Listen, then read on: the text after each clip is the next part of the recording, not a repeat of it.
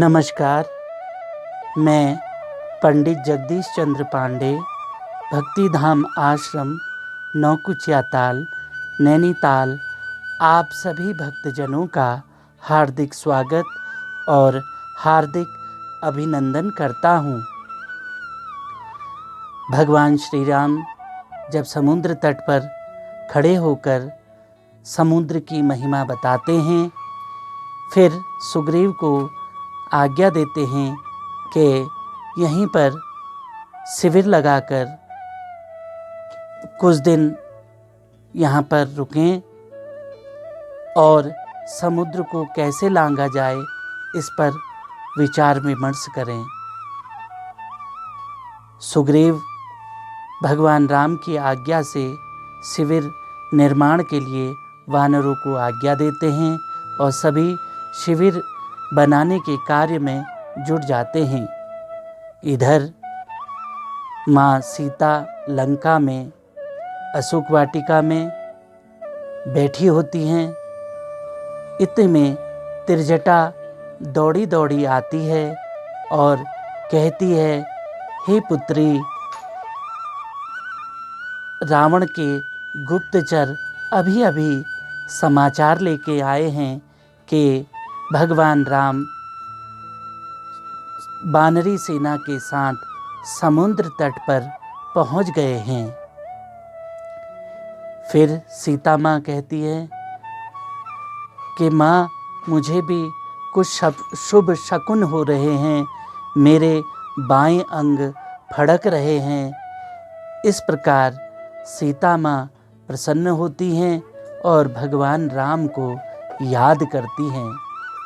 इधर लंका में रावण अपनी सभा में बैठे हैं और विभीषण जी उन्हें समझाते हैं कि हे भ्राता, जो अनीतिपूर्ण कार्य आपके द्वारा किया गया है और जो अपयश आपने प्राप्त किया है, उसका एक ही समाधान है कि आप सीता माँ को आदर सहित प्रभु श्री रामचंद्र जी को दे दीजिए।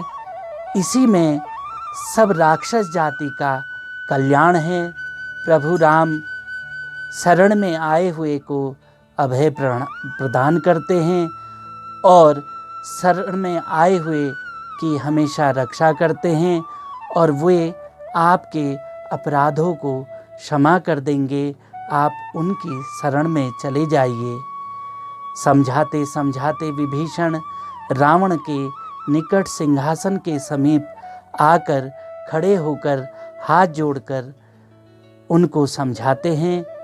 इतने में रावण को बड़ा क्रोध आता है और वह उसे लात मार के नीचे गिरा देते हैं, जिससे विभीषण का मुकुट एक तरफ गिरता है और विभीषण जो है दूसरी तरफ गिरते हैं। फिर विभीषण अपना मुकुट उठा करके रावण के समीप आते हैं और कहते हैं, हे भैया, आप मुझसे उम्र में बड़े हैं और वेदों के ज्ञाता हैं और प्रकांड विद्वान हैं, और मैं छोटा मुँह बड़ी बात कह रहा हूँ।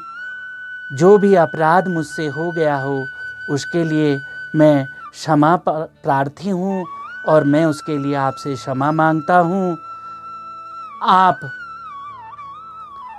आप जो है, मैं लंका में रहना मेरे लिए दूभर है और इस तरीके से किसी सम्मानित व्यक्ति का अपमान उसके लिए मृत्यु के समान है।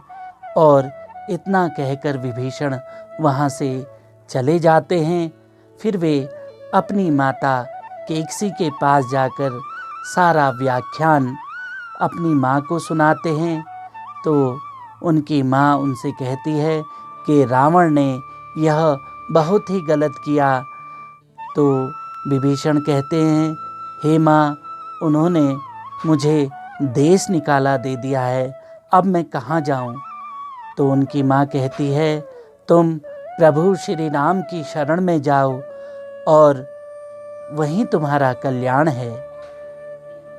फिर विभीषण कहते हैं कि माँ, मैं एक बार भैया रावण को और समझाता हूँ। उस समय क्रोधवश उन्होंने मुझसे जो भी कहा, लेकिन मैं एक बार उनके समीप और जाता हूँ। माँ कहती है, तुम एक बार और प्रयास कर लो, जाओ कहती है। इतने में विभीषण माँ को प्रणाम करते हैं और रावण के पास जाते हैं।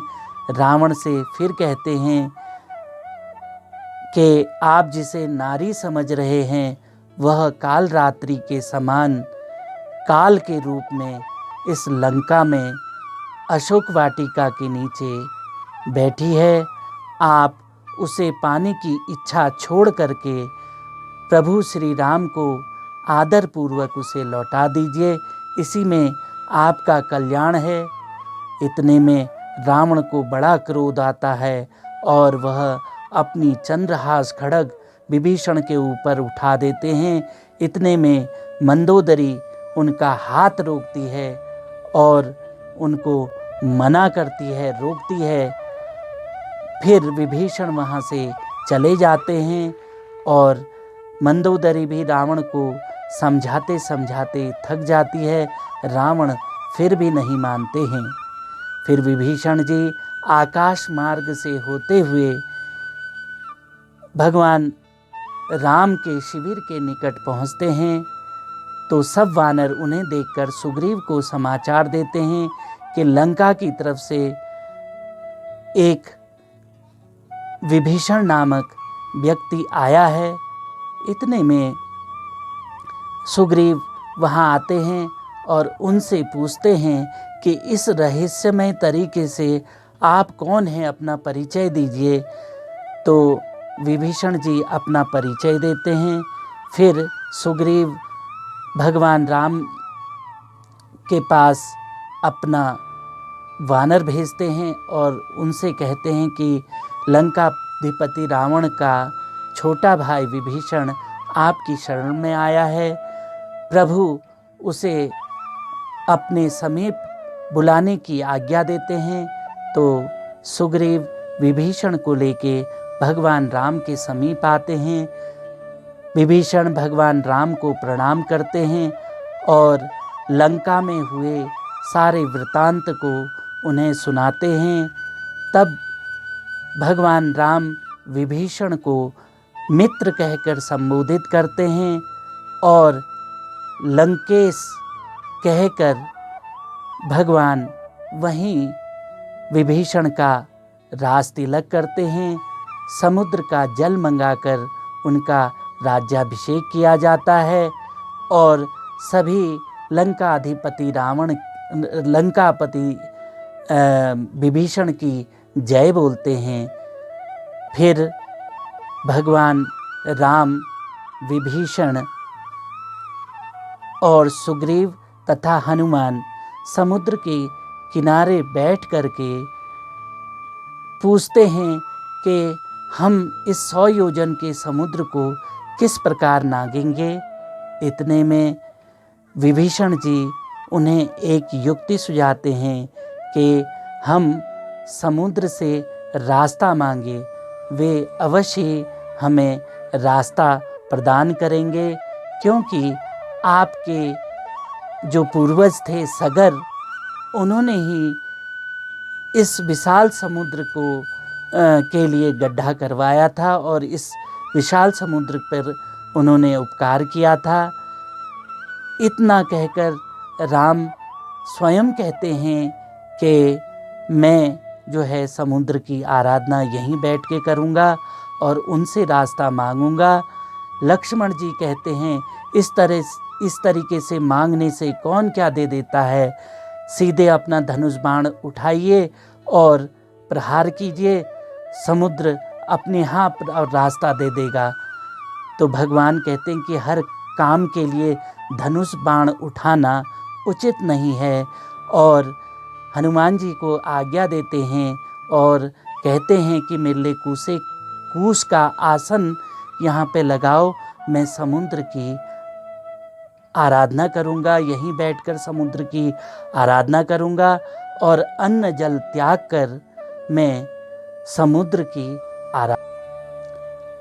तो भक्तजनों, हम आज की कथा को यहीं विराम देते हैं और मेरी आप लोगों से हाथ जोड़कर प्रार्थना है कि आप अपने घरों में रहिए और बहुत ज़रूरी हो तो आप घरों से बाहर निकलिए और मास्क और सैनिटाइज़र का प्रयोग कीजिए तथा हाथों को बार बार साबुन से धोते रहिए और हनुमान चालीसा का अपने घरों में पाठ कीजिए। अगर आपको हनुमान चालीसा चाहिए तो नीचे से जो नंबर फ्लैश हो रहे हैं आप उन पर संपर्क स्थापित करके हनुमान चालीसा मंगवा सकते हैं। और भी कोई धार्मिक किताबें अगर आपको चाहिए तो आप इन नंबरों पर संपर्क स्थापित करके इन किताबों को मंगवा सकते हैं। इन्हीं शब्दों के साथ मैं अपनी वाणी को विराम देता हूँ और आप लोगों की मंगल कामना की भगवान से प्रार्थना करता हूँ और अपनी वाणी को विराम देता हूँ इन्हीं शब्दों के साथ। जय श्री राम।